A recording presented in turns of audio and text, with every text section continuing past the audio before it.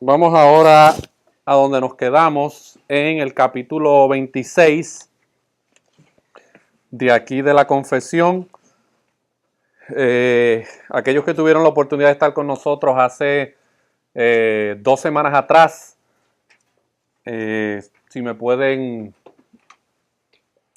recordar lo que estuvimos hablando. Ok. Bueno. Resumen, el capítulo 26 de lo que yo tengo. Y habías dicho que se puede dividir en 2 secciones. El capítulo 1 al 4 se habla de la Iglesia Universal. Ajá. Del capítulo 5 al 15, No preocupe.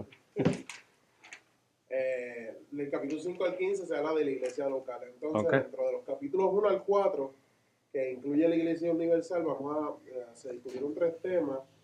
El uno fue la identidad de la Iglesia, Ajá. la perpetuidad de la Iglesia fue el segundo y la autoridad de la Iglesia. Ok. Ok. Si habló, ¿quieres que siga o? No, dale, sigue, continúa. Si habló de contrario a lo que se piensa universalmente, interesantemente, de lo que significa la palabra católica, ¿verdad? Que significa universal. Lo que compone la Iglesia Católica, no la Iglesia Católica Romana Apostólica y Romana. Correcto. Que lo componen la parte invisible y lo componen los electos. Eso es básicamente la identidad de la Iglesia. Hablamos también de los errores fundamentales que no son negociables del Evangelio. Hablamos dentro de eso de las conductas impías. Correcto. Hablamos de cómo se define la Biblia, la doctrina de los apóstoles, que era Cristo es Dios. Y entonces también otros temas fue la perpetuidad de la Iglesia. Tocamos Apocalipsis 2, las 7 iglesias, de un ejemplo de eso. Por último, lo que yo tengo, la autoridad de la Iglesia, Colosenses 1:18 al 19, Colosenses 2:19, Efesios 4:11 al 16. Y por último, es que fue una verdad controversial, pero sigue siendo verdad que el vicario de Cristo vendría siendo el Espíritu Santo, no es el Padre. Es correcto. Eso es correcto. Así que cubrimos los párrafos 1, 2, 3 y 4 de la confesión, y estos primeros 4 párrafos hablan respecto a la Iglesia Universal. Y hablamos de que la Iglesia Universal tiene un aspecto invisible y tiene un aspecto invisible, ¿verdad? El aspecto invisible es que hay varios factores. En el mundo ahora mismo hay millones de creyentes en Cristo, a los cuales nosotros, muchos de ellos, o la mayoría de ellos, no los conocemos. Pero son parte del cuerpo de Cristo y pertenecen a la iglesia porque han sido transformados, han nacido de nuevo por medio del Evangelio y ahora pertenecen a la iglesia visible en las diferentes comunidades de fe donde ellos se encuentran. Entonces hay un aspecto de la iglesia visible. ¿Cómo se ve manifestada la iglesia visible? Bueno, se ve manifestada por medio de las diferentes iglesias locales que constituyen, ¿verdad?, un grupo de creyentes que han creído en el mensaje del Evangelio, pertenecen a esa iglesia visible. Y, como dijo Yamil, en el párrafo número 3 hablamos de que aún las iglesias están expuestas a 2 realidades. Una es a la falsa doctrina, que puede llevar a una comunidad de fe a apostatar y abandonar la fe. Porque, por ejemplo, supongamos aquí una iglesia, aquí en Milford, una iglesia que se plantó hace 50 años atrás, una iglesia donde se predicaba el Evangelio, la sana doctrina, creían que la palabra de Dios era inspirada, era infalible, era inerrante, era una iglesia sana. Esa iglesia creció. ¿Qué pasó? La gente se fue muriendo, la gente se fue mudando, otros fueron disciplinados fuera de la iglesia. el pastor que a lo mejor fundó esa iglesia o los pastores que estaban pastoreando esa iglesia ya no están ahí. Ahora traen a otra persona a pastorear y esa otra persona no tiene las mismas convicciones bíblicas que con la que la iglesia comenzó, la iglesia visible. Entonces ahora tiene una generación nueva de creyentes que a lo mejor abrazan esas doctrinas contrarias a la palabra de Dios y algunas de ellas pueden llegar a convertirse, como dice el párrafo, en sinagogas de Satanás, porque no se predica el evangelio. Donde no se predica el evangelio no puede haber ¿qué? No puede haber salvación. Donde no hay salvación no hay creyentes. Así que eso se convierte como en un club social. Comienzan a dudar de que la palabra de Dios a lo mejor no es la palabra de Dios. A lo mejor algunas cosas son palabra de Dios, algunas otras no. Entonces esas iglesias comienzan a desviarse de la verdad. Y aunque siguen siendo iglesias visibles ante la comunidad, invisiblemente dejaron de ser iglesia hace tiempo. Pero también hace una advertencia acerca de aquellos que pertenecen a una iglesia visible, pero que viven vidas de impureza sexual o de inmoralidad o de pecado no arrepentido, y eso también afecta el contexto de lo que es una iglesia visible local. Y el capítulo 4 habla acerca de que Cristo es la cabeza de la iglesia, no es el Papa, no es ningún presidente de ninguna organización, no es ningún apóstol, es Cristo la cabeza de la iglesia. Ahora vamos a entrar a la parte de la iglesia local. Los primeros 4 párrafos es la iglesia universal. Ahora vamos a bajar a la iglesia local. Y cuando hablamos de la iglesia local, ¿a qué nos estamos refiriendo? A una iglesia local, ¿verdad? Sea esta, sea aquella otra.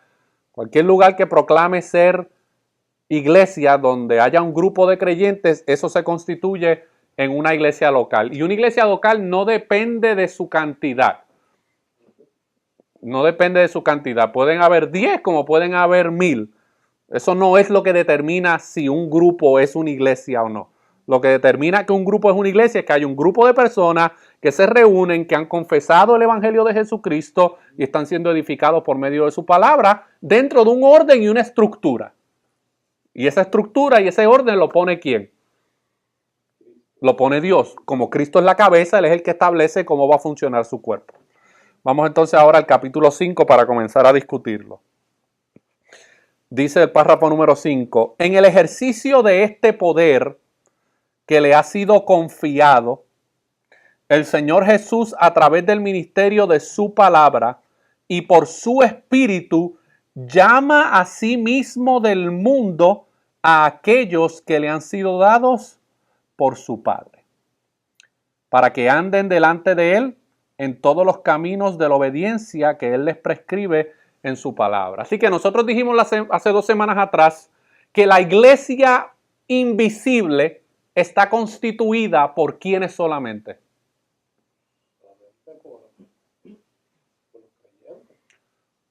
Sí, pero hay un término específico que nos da esta lección que menciona, es correcto. La iglesia invisible, la iglesia verdadera de Jesucristo, solamente está constituida por aquellos a los cuales Dios ha elegido para salvación. Fuera de ahí, una persona que no es creyente puede estar dentro de una comunidad visible, pero como no hay salvación ahí, no pertenece a la iglesia. Está ahí físicamente, pero no pertenece a la iglesia. Los únicos que pertenecen a la iglesia verdadera de Jesucristo son aquellos que han sido llamados por el Padre del mundo a sí mismo. Y esto nos habla de la doctrina de la elección, ¿verdad? Que hemos hablado anteriormente. Jesucristo mismo dijo esto claramente, ninguno puede venir a mí si no le fuere dado del Padre. O sea que hay un elemento en la salvación de los hombres que Dios trae a los pecadores y los pone dentro de su cuerpo, que es solamente un acto soberano de Dios. No es un acto voluntario del hombre. Y ahí es donde muchas personas creen que son parte de la iglesia, pero no lo son. No lo son. Vamos a considerar algunos pasajes bíblicos acerca de esto. Vamos a Juan capítulo 10, versículos 16 al 23. Juan capítulo 10.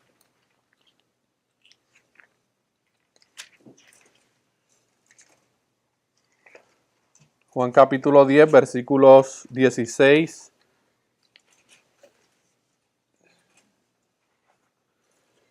Aquí vemos el elemento de Dios trayendo a su redil a personas. Contrario, ¿verdad?, a la posición más predominante, que es que la gente llega al redil por su propia cuenta y su propia iniciativa. Dice el versículo 16 de ahí, Juan 10. También tengo otras ovejas que no son de este redil. Aquellas también debo traer y oirán mi voz y habrá un rebaño y un pastor. En una de las corrientes teológicas que tenemos hoy en día, la manera en que se interpreta este pasaje es de la siguiente manera. También tengo otras personas que no son de este redil. Pero eso no es lo que dice el texto. El texto dice, también tengo otras ovejas. Ya Cristo las considera ovejas antes de que entren ¿a dónde? Antes de que entren al redil. Y son consideradas ovejas porque Dios mismo decidió en su soberana voluntad de que entre todos los pecadores Él iba a salvar a un grupo de personas. Y Él las considera ovejas desde antes de la fundación del mundo. Dice, también tengo otras ovejas que no son de este redil. Aquellas también debo. Eso habla, hermano, de la acción de Dios en traer a las ovejas al redil. Y dice que esas ovejas oirán su voz y habrá un rebaño y un pastor. En este caso, está hablando del rebaño. ¿Qué es el rebaño? ¿Qué es el rebaño? El rebaño es la iglesia universal, y habrá un pastor. ¿Hablando de quién? De Cristo, porque es imposible. Yo no puedo ser el pastor. Yo soy el pastor de esta comunidad de fe, pero yo no soy el pastor de todas las comunidades de fe. Solamente Cristo tiene ese título de ser el pastor de todas aquellas iglesias locales donde su evangelio es predicado. Y vamos entonces al versículo 26. Perdón, versículo 23. Versículo 23. ¿23 es? Sí, 23. 16, 23. Sí, pero yo creo que hay un error porque no, en el 23 dice otra cosa. Dice, y Jesús andaba, 26. Ok, exacto, miren lo que dice el 26. Pero vosotros no creéis porque no sois de mis ovejas, como os he dicho. Así que aquí vemos dos grupos. Vemos las verdaderas ovejas de Dios que son traídas al rebaño por medio de Dios, y vemos que aquellas que no son ovejas, que no van a venir al rebaño. Y la razón por la cual no vienen al rebaño es porque no son ovejas de Dios. ¿Está entendiendo la diferencia entre una y otra? Así que en una comunidad de fe pueden haber 300 personas. Eso no significa que esas 300 personas pertenezcan a la verdadera iglesia universal de Dios. Eso sería lo ideal, ¿verdad? Pero creo que estamos pidiendo, ¿verdad? Mucho, porque en el contexto bíblico nosotros vemos que en todas las comunidades de fe habían creyentes verdaderos y habían falsos creyentes. Así que no nos hagamos de la ilusión de que aún en esta comunidad de fe todo el mundo va a ser creyente verdadero. Si yo no lo encuentro en la Biblia, yo no puedo pretender o desear que eso no sea una realidad en esta comunidad de fe. Eso va a ser así. La diferencia es cómo nosotros como iglesia local discernimos, que eso es otro de los problemas grandes que tiene la iglesia hoy en día. No hay discernimiento para discernir quién es creyente verdadero o no. Y cuando hablo de discernir, yo no estoy hablando de un elemento místico donde una persona tenga que esperar una revelación de parte de Dios para poder evaluar si una persona es creyente o no. Hay dos formas bien sencillas de evaluar si una persona es creyente verdadero o no: por lo que cree y por su fruto. Yo no necesito que un ángel se me aparezca para que me diga, hey, Raulito no es creyente. Yo no lo necesito. Yo necesito la palabra de Dios. ¿Qué es lo que tú crees acerca de Cristo y del evangelio? ¿Y cuáles son los resultados de tu creencia? ¿Hay frutos en tu vida de salvación? Si no los hay, es mi deber como iglesia. Y cuando yo digo es mi deber, eso los incluye a todos ustedes. No me incluye a mí nada más. Es mi deber el poder examinar bíblicamente si una persona es creyente o no. Y hoy en día eso no se hace, porque eso es falta de amor, eso es juzgar, eso es dividir, eso es crear contienda, eso es sectarismo. No, mi hermano, eso no es ninguna de esas cosas. Eso es lo bíblico. Ahora, uno debe hacer esas cosas con amor, con respeto, con dignidad, pero de que hay que hacerlas, hay que hacerlas. Porque si no, se llenan las comunidades de fe de gente carnal no nacida de nuevo, y luego esos carnales no nacidos de nuevo son los que las iglesias ponen en posiciones eclesiásticas para que lideren la iglesia. Entonces, como los no nacidos de nuevo, como por ejemplo, yo he ido a estos talleres de plantación de iglesia y hay muchas cosas buenas, no voy a decir que no, pero hay veces que me dejan rascándome la cabeza. Y en una ocasión fui a un taller de plantación de iglesia donde estaban hablando acerca de diferentes métodos o estrategias para hacer crecer las iglesias locales. Y entonces el que estaba dando la conferencia dijo, se le zafó, yo creo que no lo quiso decir, pero se le zafó. Y él dijo que él tiene músicos en su primera plantación que no eran creyentes. Y todo el mundo se quedó calladito. Y yo dije, voy a quedar como el zorrillo, pero bueno, aquí va. Una pregunta. ¿Qué es la adoración? No, pues la adoración es el acto que hacen los creyentes en su expresión externa de alabar y glorificar a Dios. ¿Ok? Y eso incluye lo que hacen los músicos también, ¿verdad? Sí, eso incluye. Ok.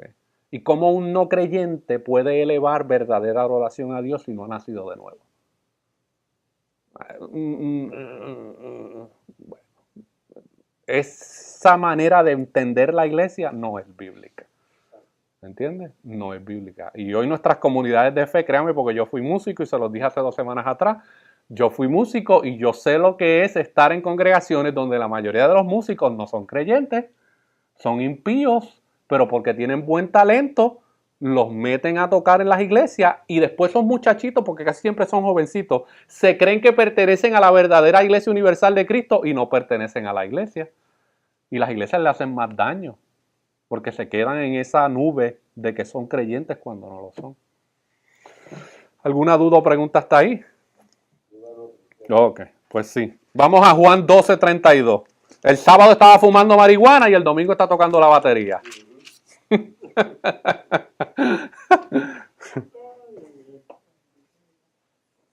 Vamos a Juan 12:32.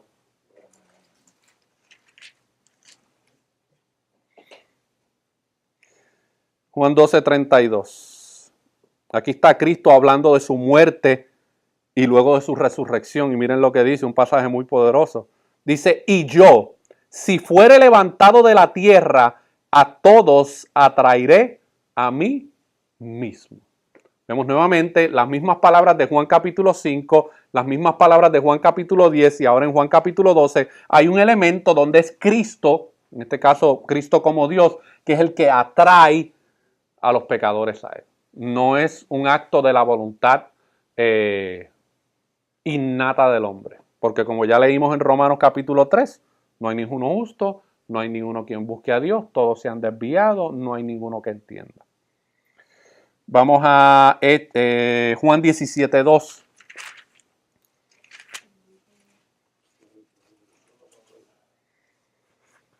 Vamos a ver a quiénes son los que Dios le da vida eterna.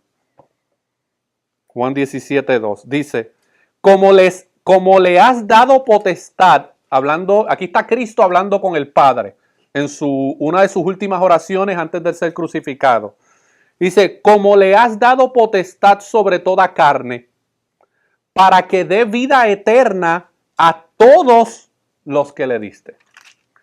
Pero él sigue teniendo autoridad sobre toda carne, pero ¿a quiénes le da vida eterna? A los que le da el Padre, a los que el Padre trae. Correcto. Y esos son los que pertenecen a la verdadera iglesia universal de Cristo. Así llámese bautista, metodista, menonita, pentecostal, wesleyana. Si han sido traídos por Dios, son parte de su verdadera iglesia, hermanos. ¿Ok?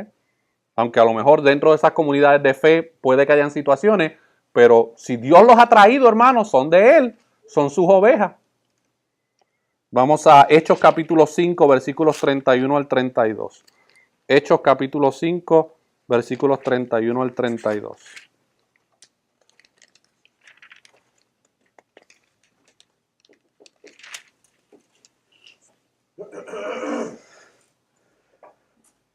Dice, hablando de Cristo, Dice, este es Pedro predicando, dice, a este Dios ha exaltado con su diestra por príncipe y salvador para dar a Israel arrepentimiento y perdón de pecados. Y nosotros somos testigos suyos de estas cosas y también el Espíritu Santo, el cual ha dado Dios a los que le obedecen. Y esto va conectado con lo que dice la confesión, porque la confesión dice, en el ejercicio de este poder, ¿de cuál poder? Del poder de Cristo. En el ejercicio de este poder que le ha sido confiado el Señor Jesús a través del ministerio de su palabra y por su espíritu. Así que, ¿cómo Dios trae a los elegidos? A través de su palabra y a través de su espíritu, porque el Espíritu Santo usa la palabra de Dios para traer salvación a aquellos a los cuales Él ha elegido, es correcto. A través del ministerio de su palabra y por su espíritu llama a sí mismo del mundo a aquellos que le han sido dados por su Padre, para que anden delante de Él en todos los caminos de la obediencia que Él les prescribe. ¿Dónde? En su palabra. O sea que Dios no solamente salva por medio de su palabra, sino que también guía al creyente a través de su palabra. Y lo mantiene a través de su palabra. Ahora, aquí en esta parte del párrafo dice, para que anden delante de Él en todos los caminos de la obediencia. Si me acompañan a Mateo capítulo 28, hay un elemento de la Gran Comisión que no se hace énfasis muchas veces. Mateo capítulo 28.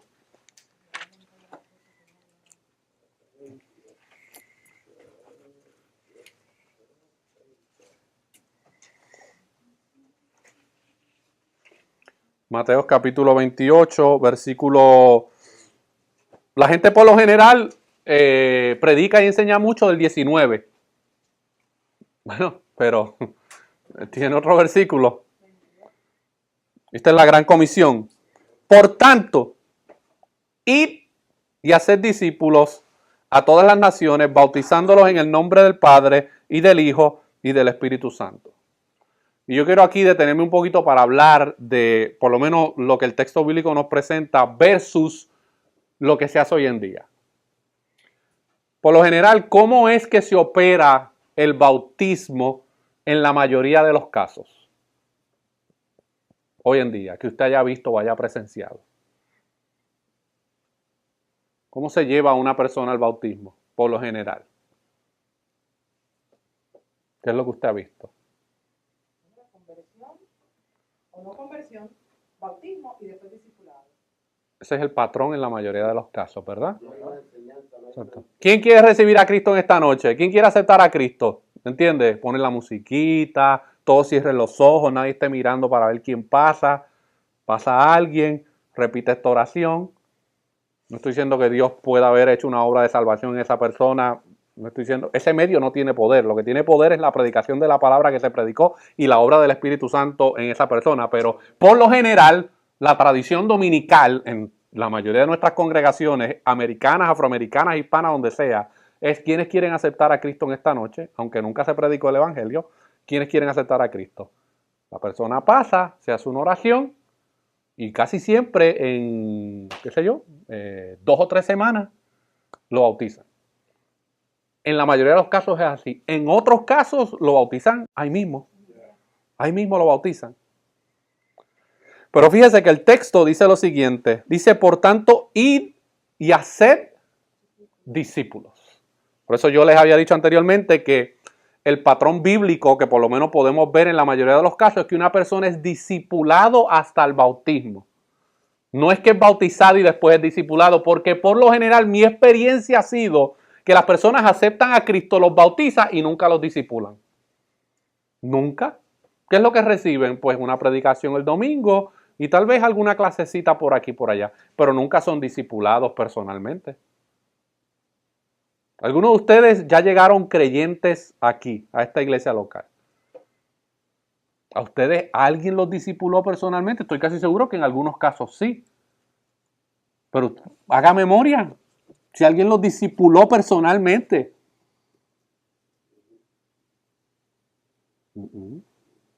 No.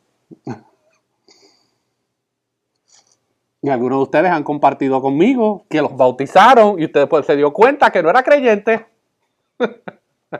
¿Me entiendes? Entonces, el modelo bíblico es discipúlalos, llévalos al bautismo porque es una ordenanza, pero discipúlalos primero. Y luego de ese discipulado y bautismo, ¿qué es lo que continúa? Versículo 20. Enseñándoles que guarden todas las cosas que os he mandado. Esta parte no se hace mucho énfasis. No se le enseña, pero es enseñanza para que hagan ¿qué? Pero es para que obedezcan. Enseñándole que guarden todas las cosas que os he mandado. La enseñanza de discipulado no puede ser solamente información. Tiene que haber en un momento una exigencia de aplicación de esa enseñanza en la vida de esa persona que profesa ser discípulo de Cristo. Porque si no, pues yo le estoy llenando de información, pero no hay una exigencia de que tú tienes que obedecer lo que estás conociendo. Tiene que haber un elemento, tiene que haber un imperativo, tiene que haber un reclamo de parte de Dios de que esa persona obedezca lo que está se le está enseñando. Jimmy. Es triste y lamentable que desconoce que pasa por alto esta enseñanza y esta doctrina. Llega en un momento determinado puede pensar, por lo menos, hablemos de paro de gracia. Sí. Que nos atañe. Nosotros tenemos como plantación, tenemos 2 años. ¿Cuántos bautizos han hecho en 2 años? 8. Hablemos de la iglesia del común denominador. Oh, en 2 años. Por lo menos como 50 o más. Al mes hay 3 o 4 sesiones de bautismo. Correcto. Es impresionante, es impresionante. Bien. Y eso está llena la iglesia. Gente que se bautizaron. Y las personas que desconocen esto pueden llegar a pensar, bueno, en mi iglesia no hay bautismo. Es mejor que no haya bautismo si no hay una enseñanza. Correcto. Bien. Porque pues, como no le va a pasar como me pasó a mí, metieron un diablo seco y lo sacaron mojado, ¿me entiendes? El bautismo, hermano, es un testimonio público de una verdadera conversión en la vida de una persona. Así que en el proceso de discipulado tiene que haber una exigencia a la obediencia. Sigue diciendo el párrafo 5. A los así llamados les ordena andar juntos en congregaciones concretas o iglesias para su edificación mutua y la debida observancia del culto público que él requiere de ellos en el mundo. Miren, esto es bien común hoy en día. ¿Oh, tú eres creyente? Sí. ¿A qué iglesia, a qué comunidad de fe pertenece? A ninguna. ¿Por qué? Te dan 20 excusas, 20 razones. O sea que tú no tienes un pastor ni una comunidad de fe a la cual tú puedas rendirle cuentas por tu vida y crecer y ser edificado. No. Y te miran como que ¿de qué tú estás hablando? O sea, ¿de dónde tú sacaste ese concepto de que un creyente debe pertenecer a una comunidad de fe? Por medio de las redes sociales. Hay gente que su iglesia es la red social. Yo conozco muchas personas que me escriben a través de la emisora y me dicen, hermano, estoy siendo edificado grandemente por las predicaciones y qué sé yo qué, y gracias por los eventos que anuncian, qué sé yo qué. Y siempre les pregunto, ok, ¿quién es tu pastor y a qué iglesia pertenece? Porque me piden, ¿me puedes recomendar algunos recursos? ¿Me puede enviar copias de lo que están dando en la confesión? Y a todos les pregunto, la primera pregunta que le hago es, ¿quién es tu pastor y cuál es tu iglesia local? No tengo. ¿Por qué no tienes? No, porque pues no, aquí todas las iglesias están dañadas. Bueno, puede ser, pero tiene que haber algo, ¿me entiendes? A lo mejor no llena todas tus expectativas, pero tiene que haber un sitio donde tú te puedas congregar. No, mi iglesia es el internet. Estás en desobediencia a la palabra de Dios. Dios no diseñó que los creyentes pertenecieran a una iglesia virtual. Tiene que ser concreta, una iglesia concreta, una congregación concreta, una iglesia donde hayan seres humanos de verdad. Aquí yo le voy a rendir cuenta. Uno me dijo, no, mi pastor es el pastor John MacArthur. Y yo, sí, tú te congregas en Grace Community Church y vives en Colombia. Pues MacArthur no es tu pastor. ¿Entiendes? Él es el pastor de Grace Community Church, pero no es tu pastor. Qué bueno que estés escuchando predicaciones de él, pero él no es tu pastor. ¿Ah? Di un ejemplo. Di un ejemplo. Pero es todo el tiempo. Recibo constantemente a través de la emisora, nos llegan correos. Ya muchos hasta los ignoro, mis hermanos. Porque es que, o sea, es incomprensible. Pero el mandamiento bíblico es que los creyentes pertenezcan a una iglesia local. Pertenezcan a una iglesia local. Y yo me he metido en problemas por decirle esto a algunas personas, pero bueno, hay personas que profesan fe en Cristo y llevan años sin congregarse en una iglesia local, pero no porque no pueden, simplemente porque no quieren. Una gran diferencia. Simplemente porque no quieren. Y yo les he dicho con mucho amor y mucho respeto, yo tengo serias dudas acerca de tu profesión de fe. Serias dudas. No es que yo me bauticé, me importa. Los frutos que hay en tu vida en estos momentos indican que tu profesión de fe está descansando sobre arena. Todo creyente debe pertenecer a una iglesia concreta, a una iglesia local, para su edificación mutua y la debida observancia del culto público que Él requiere de ellos en el mundo. Vamos, por ejemplo, a considerar algunos pasajes. Mateo 18.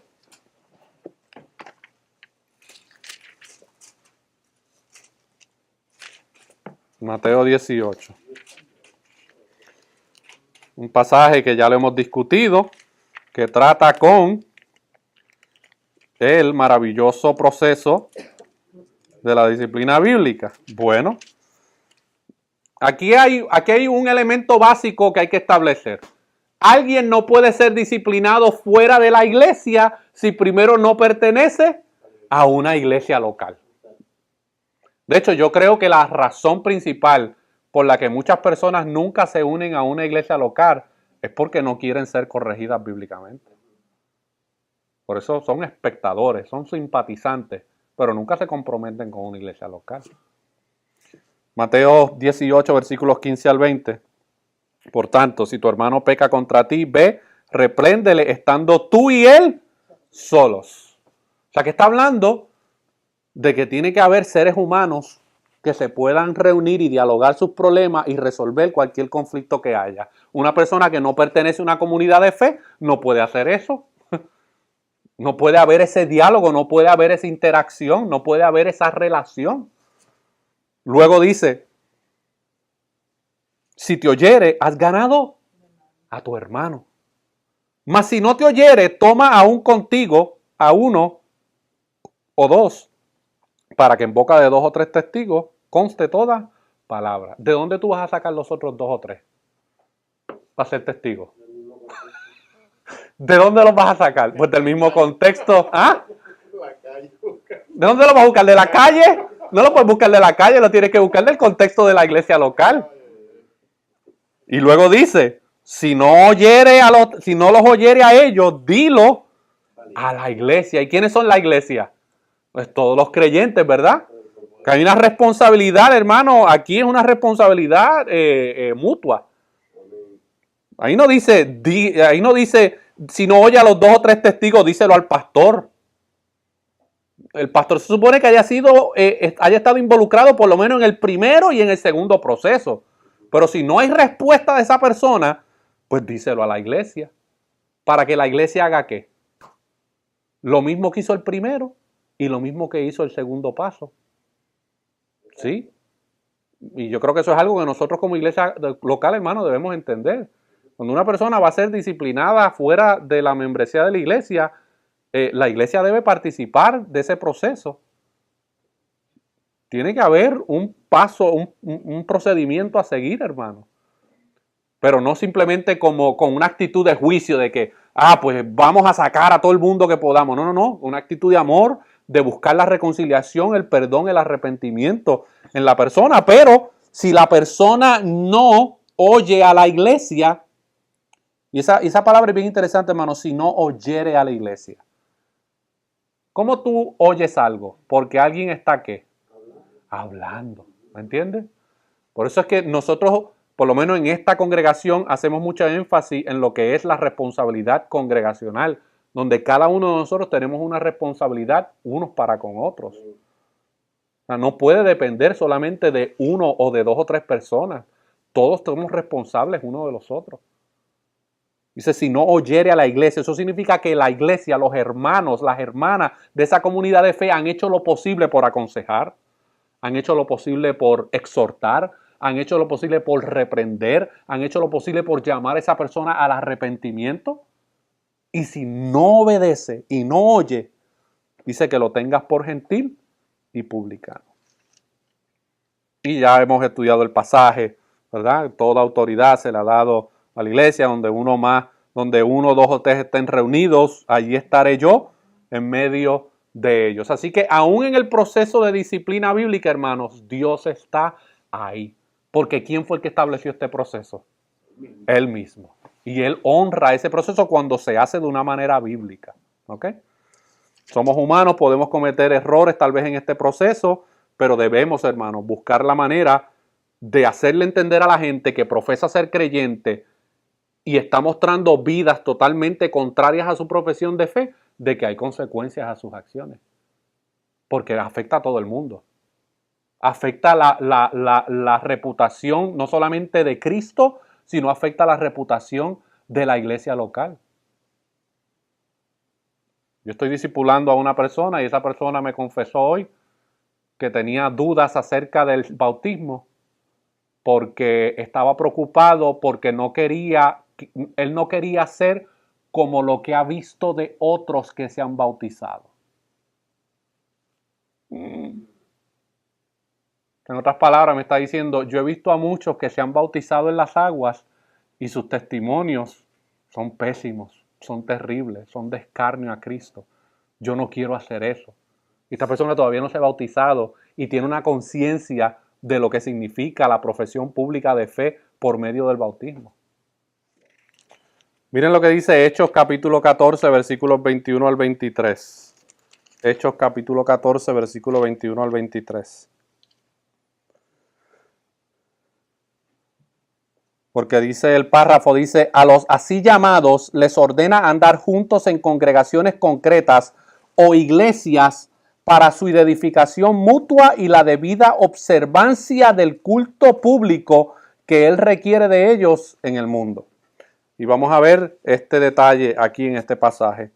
Dice Hechos capítulo 14, versículos 21 al 23. Y después de anunciar el evangelio a aquella ciudad y de hacer muchos discípulos, volvieron a Listra, a Iconio y Antioquía, confirmando los ánimos de los discípulos, exhortándoles a que permaneciesen en la fe y diciéndoles, es necesario que a través de muchas tribulaciones entremos en el reino de Dios. Pero aquí está la parte importante. Y constituyeron ancianos en cada iglesia y habiendo orado con ayunos, los encomendaron al Señor en quien habían creído. Así que esto era lo que pasaba. Pablo llegaba a un lugar, o los apóstoles llegaban a un lugar, compartían el evangelio, gente creía en el evangelio, ellos los discipulaban, pero el apóstol y los apóstoles iban a seguir su viaje, ¿verdad que sí? ¿Y qué era lo que entonces tenía que hacer el apóstol?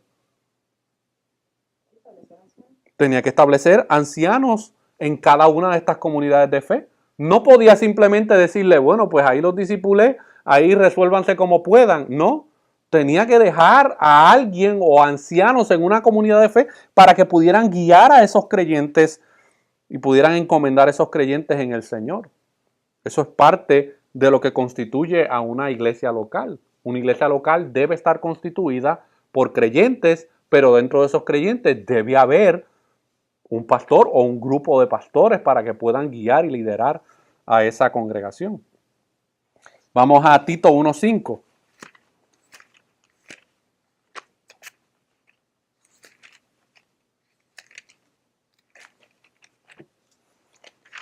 Tito 1:5.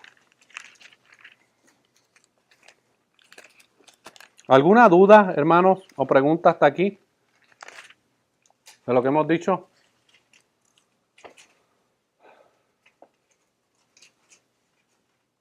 ¿Todo tranquilo? Ok, bueno. Esto no es una boda, allá hablé oro, calle para siempre. Tito 1.5 dice, por esta causa, aquí está Pablo hablándole a Tito, por esta causa te dejé en Creta para que corrigieses lo deficiente y establecieses ancianos en cada ciudad, así como yo te mandé. Así que aquí aparentemente había un grupo de creyentes o una comunidad de fe de creyentes en Creta. Y Pablo lo envía allá para que hiciera dos cosas. Para que corrigiese lo deficiente. Así que habían problemas. Habían problemas de falsa doctrina, habían problemas de división, habían problemas de pecado, inmoralidad, había muchos problemas en este grupo de creyentes. Dice, te voy a enviar para allá para que corrijas lo deficiente y para que establezcas ancianos en cada ciudad. Pero fíjese que le da una lista de los requisitos bíblicos, porque ahora, imagínate, simplemente imagínese que le hubiese dicho, pues corrige lo deficiente y ponte ahí a 2 o 3 ancianos. Y ahí lo hubiese dejado. Pues a lo mejor Tito se hubiese dejado llevar ay, pues mire, esa persona pues tiene buena oratoria, ¿me entiendes? Creo que podemos poner a este de pastor.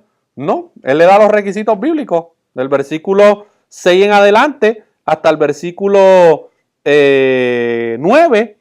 Él básicamente le da los requisitos bíblicos para esa persona o esas personas, esos ancianos que él iba a dejar establecido en esta congregación en Creta.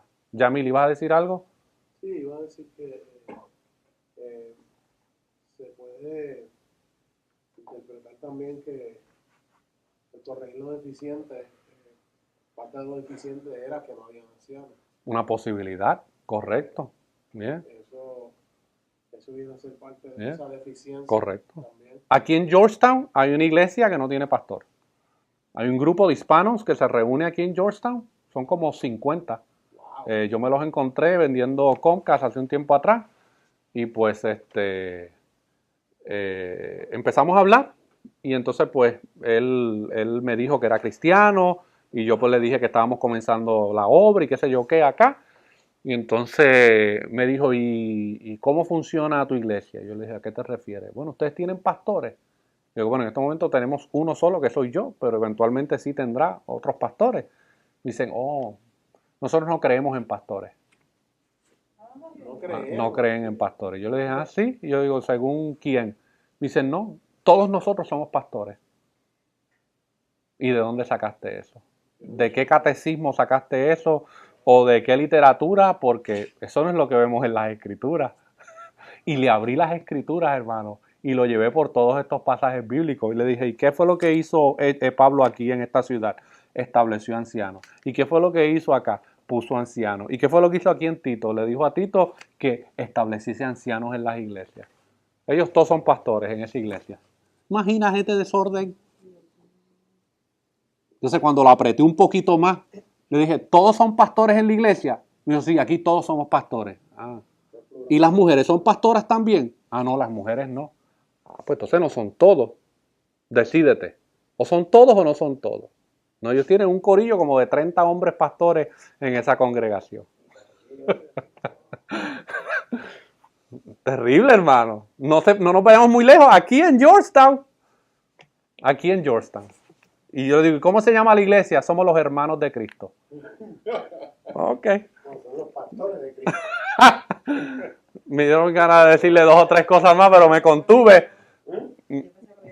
Me contuve. Y gracias a Dios que tuve esta conversación después que le había vendido los servicios. Porque si la llego a tener antes, no me los compra. No, porque yo hice lo profesional primero y después salió el tema. Pero es así, hermano. Hay todo tipo de locuras allá afuera acerca de este punto. Cuando hay un I, es que tiene que hacer. Cuando hay un I, lo deficiente, I. Correcto, es que habían 2 problemas. Yeah. Y lo dice el versículo 11, donde dice, pero ese propio profeta dice, los cretenses, siempre mentirosos, malas bestias, glotones ociosos. Y después decían que estaban sobornando a los hermanos a la circuncisión. Correcto. O sea, que había falsa enseñanza y no tenían ancianos. ¿Okay? O si tenían, algunos de ellos se habían corrompido. Puede ser. El texto no nos da muchos detalles, aunque según todo el capítulo, todo el libro, me da pie para poder deducir que algunos de los líderes de estas congregaciones se habían corrompido. Por eso yo pensaba que al él decir establece el anciano, perdón, al decir que establezcan ancianos, era que había una congregación de fe que no tenía previamente ancianos. Puede ser, es posible. Correcto, posible. ¿Ok? Porque no me quedó claro, pero a lo mejor dentro del contexto es como dice el hermano. Eso me lo había enseñado tú. Vamos al párrafo número 6. Y ahí yo creo que nos vamos a quedar. Dice, párrafo número 6, dice, los miembros de estas iglesias son santos por su llamamiento y en una forma visible manifiestan y evidencian por su profesión de fe y su conducta, su obediencia al llamamiento de Cristo. Y voluntariamente acuerdan andar juntos conforme al designio de Cristo, dándose a sí mismos al Señor y mutuamente por la voluntad de Dios, profesando sujeción a los preceptos del Evangelio. En otras palabras, una persona que ha hecho profesión de fe, esa profesión de fe tiene que ir acompañada por una conducta de obediencia a Cristo, y esa persona debe voluntariamente, con una actitud correcta, caminar y andar junto a esos otros creyentes que pertenecen a esa comunidad de fe. ¿Ok? Cuando dice andar juntos, el andar juntos ahí se refiere simplemente, estoy asumiendo en el caminar cristiano, crecer juntos, correcto, darse cuenta unos a los otros, ¿verdad? Correcto. Eso incluye todos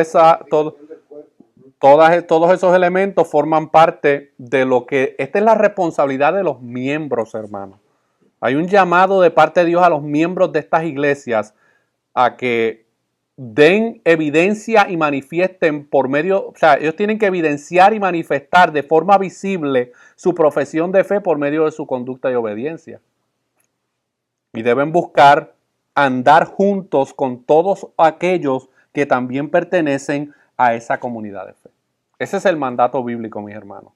Y eso lo vemos en la Gran Comisión, lo vemos en Hechos capítulos 14, lo vemos en Romanos capítulo 1, en todos los versículos bíblicos que nos da la confesión. Ahí en la parte de abajo siempre vamos a ver ese elemento de que este grupo de hermanos se supone que estén juntos para ser edificados juntos. Un creyente que tiene, una persona que profesa ser creyente y no forma intencionalmente su vida, no pertenece a una iglesia local, aunque profese pertenecer a una iglesia local, esa persona no está andando juntos. Esa persona, pues, ellos que anden juntos por allá, pero yo tengo mi caminito por aquí. Y yo tengo mi puerta así media lateral. Cuando a mí no me guste por dónde va todos, pues yo me voy a salir por aquí y yo voy a seguir mi propio camino y los miro de lejito. De lejito los veo caminando. Ese no es el mandamiento de Dios, hermano. El mandamiento de Dios es que anden juntos mutuamente por la voluntad de Dios, profesando sujeción a los preceptos del Evangelio. ¿Cuáles son algunos preceptos del Evangelio? Algunos mandamientos que están revelados claramente que forman parte del Evangelio. En las relaciones unos con otros. La unidad, el amor, correcto. Esos son preceptos del Evangelio, hermano. Dice que las personas que pertenecen a una iglesia local deben profesar sujeción. Y cuando una persona intencionalmente no quiere hacer esto, la iglesia es responsable de llamar a cuentas a esa persona. Llamar a cuentas, hermano, y créame que es doloroso. Es doloroso, pero hay que hacerlo. Hay que hacerlo porque hay que velar por la unidad de la iglesia. Y si esa persona no quiere velar por la unidad de la iglesia por la manera en que vive, hay que llamar la atención. Con amor y con respeto, pero hay que hacerlo. Porque esa desunión que esa persona está provocando por medio de una vida de desobediencia y de pecado y de falta de arrepentimiento, trae desunión al grupo de hermanos que sí quiere vivir en unidad, que sí quiere vivir en amor, que sí quiere vivir en santidad. Ahora, debemos entender de que este proceso o este entendimiento bíblico es duro. O sea, es duro y nuestros egos pelean y se resisten y no todo el mundo va a estar de acuerdo y mejor esto no es lo mío, yo mejor arranco y me voy porque no es fácil, ¿me entiendes? No es fácil, especialmente aquí en los Estados Unidos, vivimos en un mundo individualista donde cada cual, pues este es mi mundo y no te metas en mi mundo porque a la que te metas en mi mundo se acabó el evento. Y no, hermano, por lo menos desde la cosmovisión bíblica, eso no es lo que Dios quiere para ninguna iglesia local. ¿Me entiendes? Porque ¿cómo yo puedo manifestar el perdón con mis hermanos y hermanas en la fe si yo no busco tener una relación con ellos? ¿Cómo yo puedo buscar la reconciliación si no estoy interesado en tener una relación con ellos? No puedo, es imposible. Ahora, este tipo de cosmovisión bíblica de la iglesia a la gente no le gusta, hermano. No, no le gusta. Desde su pollito hasta ver cómo estamos. Vamos a terminar con el párrafo 7 y ahí acabamos, donde dice, a cada una de estas iglesias así reunidas, el Señor, conforme a su voluntad declarada en su palabra, ha dado todo el poder y autoridad en cualquier sentido necesario para realizar el orden en la adoración y en la disciplina que Él ha instituido para que lo guarden juntamente con mandatos y reglas para el ejercicio propio y correcto y la ejecución del mencionado poder. Así que aquí hay dos elementos bien importantes para terminar.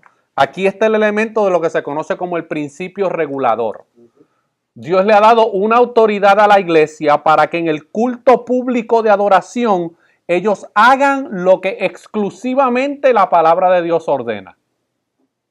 Más allá de ahí, no está prescrito por la palabra de Dios. Y ya habíamos en una lección anterior que habíamos hablado de la adoración religiosa, habíamos hablado de cuáles son los elementos que nosotros podemos encontrar en las Escrituras que forman parte de un servicio público. La oración, la lectura bíblica, el canto de salmos e himnos espirituales y la predicación de la palabra, hermano. Fuera de ahí, la Biblia no prohíbe otras cosas, pero tampoco las permite. ¿Está entendiendo? Aquellos que no vieron esta clase, les recomiendo que la busquen en YouTube. Dios ha prescrito exclusivamente qué es lo que Él desea que se haga en un servicio público, hermano. Por lo menos en la reunión de cuando los miembros se reúnen. Y también le ha dado autoridad y poder para llevar a cabo la disciplina en la iglesia local. Y es en esa iglesia local, hermano. Yo no puedo disciplinar como pastor a las ovejas de otro rebaño. Esta iglesia no tiene ninguna autoridad, ninguno de nosotros tenemos autoridad para disciplinar a fulano o mengano de tal que está en esa otra congregación. Eso es responsabilidad de esa iglesia local. Y si profesa ser creyente, yo puedo a lo mejor como hermano en Cristo decirle, mira, eso que tú estás haciendo es de mal testimonio para Cristo, pero también es de mal testimonio para tu iglesia local. Eso sí yo puedo hacerlo, pero más allá de eso no puedo hacer más nada. Es la responsabilidad de esa iglesia local el llevar a cabo lo que tiene que hacer. Ahora hay otro elemento muy importante y es que las iglesias locales deben respetar la autoridad de las iglesias locales. Por ejemplo, si en una iglesia disciplinan a una persona por las distintas razones que sean, la mayoría de los casos, son muy pocos los casos, pero la mayoría de los casos esas personas terminan yéndose de esa comunidad de fe. Por lo general aterrizan en otra comunidad de fe. Esa persona bíblicamente, hermanos, ha sido atado por la autoridad de Cristo a la disciplina eclesial de esa iglesia en la cual fue disciplinado. Y es esa iglesia local la única que tiene la autoridad para desatarlo de esa disciplina bíblica. No es el pastor de esa otra iglesia. No, vente para acá. Y si tienes talento, más te recibimos con más gusto. ¿Sabes tocar la guitarra? Olvídate. Pues está bien, te ponemos ahí 3 semanas de restauración y ya la cuarta semana te tenemos tocando la guitarra. Eso es una violación bíblica, hermano. Y hoy hay muchas iglesias por aquí en desastres espirituales porque no han llevado a cabo esto. Reciben a personas de otras congregaciones que están en disciplina bíblica. Y ellos no averiguan, no llaman, no preguntan. Y eso es un problema bien serio, hermano. Cada iglesia local tiene la autoridad dada por Dios para solamente llevar a cabo lo que Dios ha revelado en su palabra y para llevar a cabo la disciplina bíblica que Él ha instituido. Haga una encuesta. Si usted tiene familiares o personas que usted tiene contacto regularmente que pertenecen a alguna comunidad de fe, pregúnteles si sus iglesias llevan a cabo disciplina bíblica. Tíreselas ahí. Ven acá, ¿en tu iglesia creen en la disciplina bíblica? Te vas a maravillar de su respuesta. Muchos te van a decir, ¿qué es eso? ¿De qué estás hablando? ¿Me entiendes? Entonces, eso causa mal testimonio, hermano. Eso causa mal testimonio porque brincan. Están como los sapitos. Brincan de aquí para allá. Nunca se someten a una iglesia local. Nunca. Yo conozco personas que en 10 años han estado en 10 congregaciones. Una por año. Eso no es saludable, hermano. Eso no es saludable. Una persona debe pertenecer a una iglesia local. Y si sale de una iglesia local, que sea o por falsas doctrinas que se están predicando en ese lugar, o porque hay serios problemas de inmoralidad sexual que no se han manejado. Esas deben de ser las dos razones principales por las cuales una persona diga, yo tengo que salir de aquí. Pero si no, debe pertenecer a una comunidad de fe y debe sujetarse y buscar la coinonía y la hermandad con ese grupo de hermanos. Amén. Vamos a orar.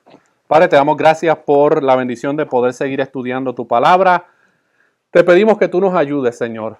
Estamos trabajando para poder establecer buenos fundamentos en nuestras vidas individuales y en nuestras vidas como comunidad de fe, Señor. Necesitamos de tu gracia para poder llevar a cabo todas estas cosas, Señor. Que aunque seamos firmes en nuestras convicciones bíblicas acerca de esto, pero que podamos hacerlas en amor, en temor, en santidad, Señor. Que tú nos ayudes, que tú le des fruto, Señor, a este trabajo que se está haciendo, a esta semilla que se está sembrando en nuestros corazones, para que nosotros podamos dejar aquí en el pueblo de Milford una iglesia, Señor, que esté comprometida con tu palabra, que esté comprometida con tus preceptos, que esté comprometida con el evangelio, y que aunque tengamos imperfecciones personales cada uno de nosotros, pero que podamos ser un lugar donde tu gloria pueda ser reflejada en todas las áreas de nuestra vida como iglesia local, Señor. Sé tú salvando, Señor, y sé tú trayendo a tu redil a aquellos que tú en tu eterno consejo tú has predestinado para salvación, Señor. Y si este es el lugar que tú has diseñado para que ellos lleguen a la salvación, que tú nos ayudes como comunidad de fe a poder discipularlos y a poder mostrarles bíblicamente cómo luce una iglesia y una hermandad saludable. Todo te lo pedimos en el nombre de Jesús. Amén.